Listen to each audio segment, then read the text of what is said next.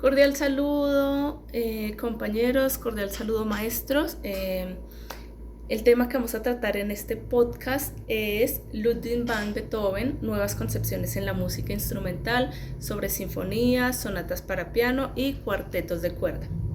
Yo elegí este tema porque Beethoven es el compositor de mi obra favorita sobre todas las obras, sobre toda la música que conozco.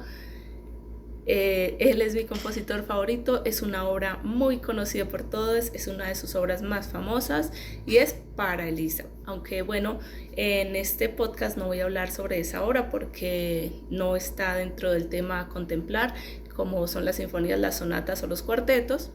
Esta obra es otro tipo muy diferente de música, entonces solo la nombro porque es mi favorita, pero no vamos a hablar de ella. Comenzaré hablando un poco sobre Beethoven. Él nació en Alemania en el año de 1770, murió en Viena en 1827 tras sufrir una larga enfermedad. Él fue un compositor y pianista alemán, fue una figura muy crucial en la transición entre el clasicismo y el romanticismo. Beethoven, él es hijo de un padre músico, un músico muy severo, bastante fuerte, que intentó convertir a Beethoven desde niño en un niño prodigio, siguiendo más o menos el estilo de Mozart. Beethoven también tuvo una juventud bastante difícil, marcada por el fallecimiento de su madre y el alcoholismo fuerte que sufría su padre. A pesar de sufrir una juventud tan severa y aparte de eso, como todos conocemos, sufrir una sordera progresiva que empezó desde muy joven, él creó obras maestras, majestuosas, revolucionarias, como por ejemplo las 9 sinfonías, algunas sonatas para piano y algo de ópera también. Los inicios de su carrera los hizo como pianista, fue un pianista muy destacado, también como improvisador y darse a conocer de esta manera le dio fama y reconocimiento incluso antes de iniciar su carrera como compositor. Cuando ya él inicia como compositor, sus obras seguían el estilo más o menos de Mozart y luego fue formando su propio estilo, un estilo que venía con más fuerza y con más expresividad emocional. Beethoven transformó la música al anteponer la expresión personal a las reglas estrictas, allanando el camino así para lo que fue el romanticismo musical y abriendo camino para los músicos que venían luego de él. Ahora vamos a explorar cómo cambió estos 3 pilares que nombré al inicio de nuestro podcast: la sinfonía, la sonata y los cuartetos. En las sinfonías podemos decir que fue un paso de la elegancia a la épica.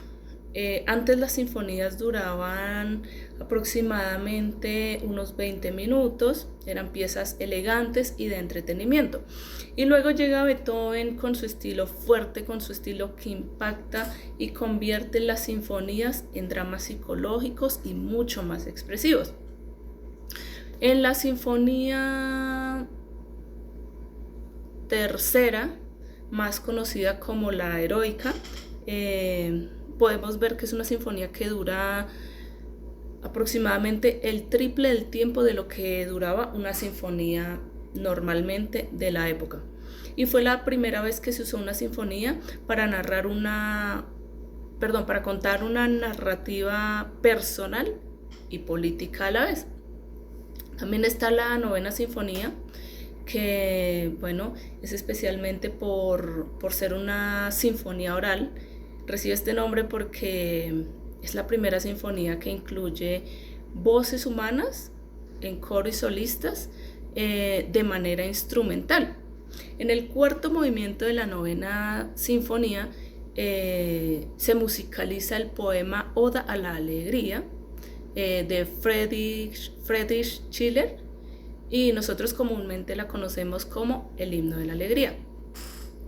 ¿Qué podemos decir de todo esto? Que al final se resume, se define como el paso del estilo elegante al estilo sublime.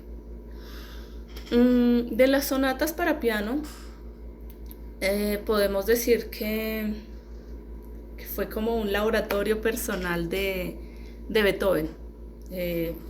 Como lo dije al principio, fue muy, pero muy virtuoso en el piano.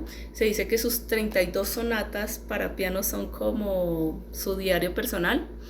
En estas sonatas Beethoven introdujo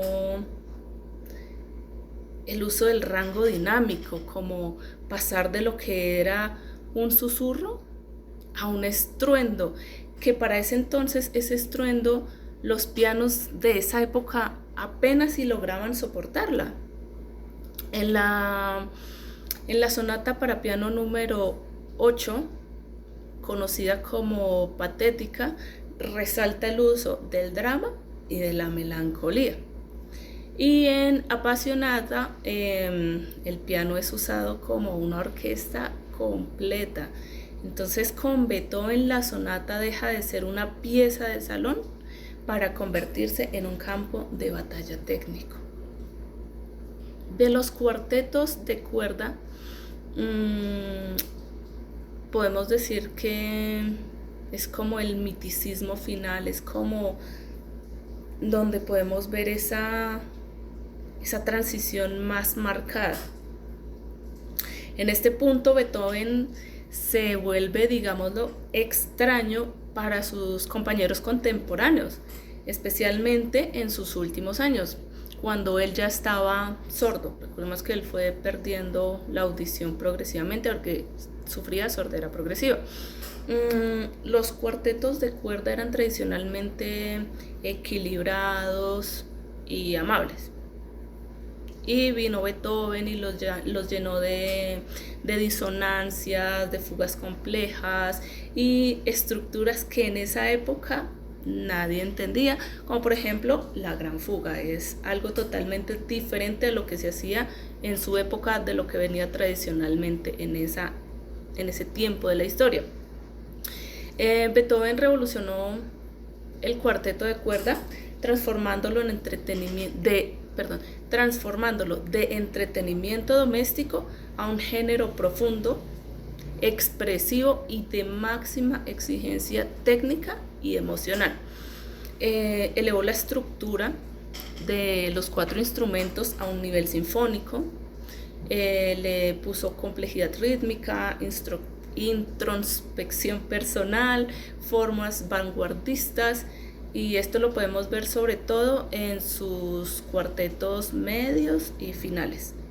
Como lo dije cuando empecé a hablar de este tema, ya fue como ese punto en donde él marcó esa diferencia, donde él dijo, la rompimos, acá la rompimos, cambiamos los esquemas, cambiamos la forma de hacer música y nos dimos cuenta que se puede hacer de otra forma. Cambió el enfoque de la música, de obras ligeras a obras totalmente maestras, filosóficas, y llegó a ese punto de consolidar al cuarteto como el núcleo de la música de cámara. Se dice que en sus últimos cuartetos Beethoven ya no escribía para su época, sino para el futuro. Por eso inicialmente decía que sus compañeros lo desconocían, sus contemporáneos lo desconocían por completo, porque él no estaba escribiendo algo para el momento, porque la música que se hacía en ese momento era completamente diferente a lo que él estaba haciendo en ese punto de la historia. Fue súper revolucionario para la época. Beethoven pues cambió el rol de compositor por completo. Él dejó de ser como ese artesano que hace todo talladito, todo así como tan perfecto, a ser un filósofo del sonido, a explorar el sonido en un esplendor totalmente diferente. Bueno, ¿qué puedo concluir yo de Beethoven después de todo esto? Para mí lo más importante es ese límite que él rompió con su sordera. La sordera no lo detuvo. No, no le frustró ese camino que le estaba llevando. Es más, lo enseñó a escuchar hacia adentro, creando la música desde lo que se siente y no solamente de lo que escuchaba. Y bueno, creó una música que hasta hoy sigue sonando, sigue siendo épica, sigue rompiéndola y bueno, creo que todos en algún momento de nuestra historia hemos conocido una, una obra de Beethoven. Bueno, Beethoven, a diferencia de Bach o de Mozart, no trabajó para una sola casa noble. Él construyó su propia carrera financiándose mediante la publicación de sus obras y también conciertos públicos.